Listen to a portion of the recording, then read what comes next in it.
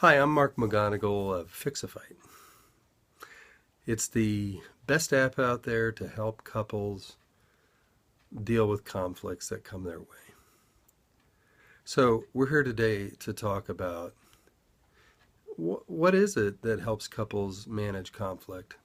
There's so many pieces of this, but the one piece I want to address today is the way emotional flooding, influences our ability to manage conversations that come up in marriage around areas of friction or conflict. And flooding is a quality that is very physical. It occurs when our body is triggered into a different state. It actually affects the way our brain functions. It's a state that you could measure with heartbeat.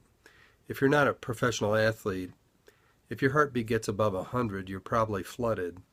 What that means is that the response of your mind to a perceived threat has put you into some quality of fight or flight or even freeze that basically inhibits your ability to use the wisest part of your brain. It takes you to a more primal level. And in this flooded state, people are likely to say just the most outlandish, harsh, critical, defensive, kind of absolute, extreme things that they would ever say to their partner. And this is why we say things to our partners we would never say at work or in public view. It's partly because relationships, marital relationships, long-term love relationships, or even deep friendships are so important to us that when they're threatened, it can trigger an intense firestorm of reaction.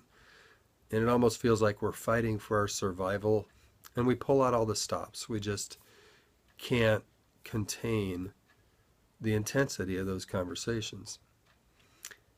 Couples who argue in that flooded place are vulnerable to long-term erosion of intimacy. They're even vulnerable to episodes that are abusive, really unfortunate interactions.